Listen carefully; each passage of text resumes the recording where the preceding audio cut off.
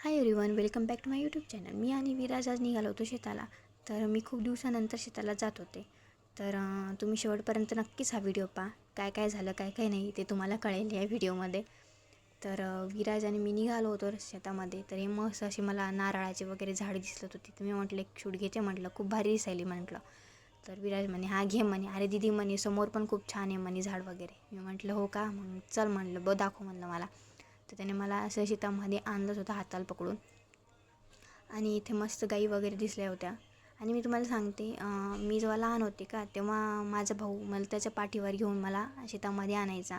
पण तो आता इथे नाही आहे, तो संभाजीनगरला क्लासेसला आहे आणि दुसरा भाऊ हॉस्टेलला आहे. तर म्हटलं की जाऊ दे, आपण दोघंजणं जाऊ म्हटलं, विराज आणि मी.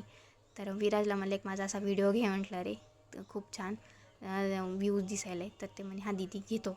तर इथे मला एक बैलगाडी पण दिसली. त्याला म्हटलं की इथं पण फोटो काढूत नंतर येताना वेळेस. ते म्हणे हां दीदी चालते म्हणे. ते त्याच्या आईकडे गेला होता. तिथं त्याची आई आमच्या शेतामध्ये निंदण चालू होतं. त्याची आई निंदत होती आणि विराज पळत पळत मला येऊन म्हणते की दीदी या विहिरीजवळ साप गेलेला आहे, तर आपण तिकडे जाऊ नये. मी म्हटलं अरे काही होत नाही म्हटलं, चल म्हटलं. तर ते म्हणे नाही नाही दीदी तिकडं मला जायला खूप भीती वाटायली. मी म्हटलं अरे काही होत नाही, चल रे. ही विहीर जी आहे का ती माझे पप्पा जेव्हा लहान होते का तेव्हापासूनची विहीर आहे.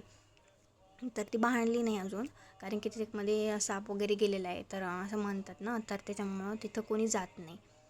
तर ही अशी माझी लहान म्हणजे मी माझे पप्पा म्हणजे आमचे सगळे फॅमिली होती का, म्हणजे त्या टाईमची ती विहीर आहे. आणि हे आमचं शेत आहे, हळद वगैरे लावलेली. तिकडे आमचं ट्रॅक्टर आहे. त्याच्यानंतर हे आमचे आंब्याची झाडं येतं, हे कलमी आंब्याचं झाड आहे. असे 4 झाडं आहेत आमच्या शेतामध्ये. तर विराज इथं माती घ्यायसाठी आला होता स्पेशली. तर तुम्ही बघा ते काय काय म्हणते ते पुढं त्यांना सांगितलेलं एक्सप्लेन करून की दीदी मी कशासाठी आलो म्हणून शेतामध्ये. माती कशासाठी घेत आहेस तू? मातीचे भांडे बनवण्यासाठी. मातीचे भांडे कोणाला सांगितले बनवायला? टीचरने. कोण असं काढू नकोस.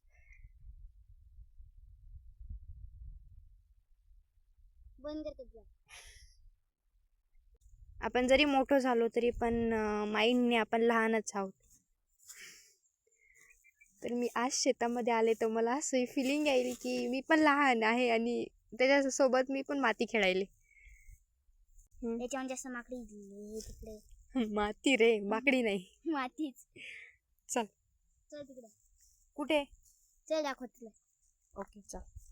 तर विराजनं मला इथे घेऊनच आला आणि त्याच्यासोबत मी माती भरायले. ठीक आहे. तर आम्ही असे मस्त मातीचे भांडे करतो तयार. तर तुम्ही बघा हा ब्लॉग शेवटपर्यंत. आता वर. अरे ते सोयाबीनचं झाड नीट कर ना. ते सोयाबीनचं नाही, ते मग एरी येते. अरे सोयाबीन येते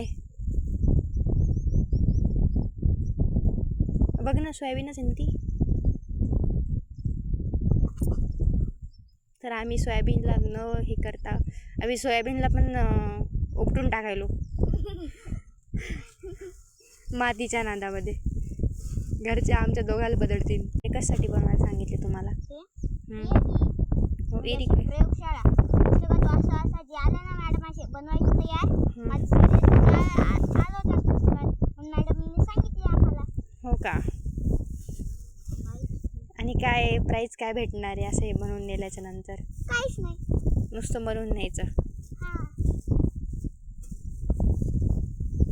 अरे हुशार.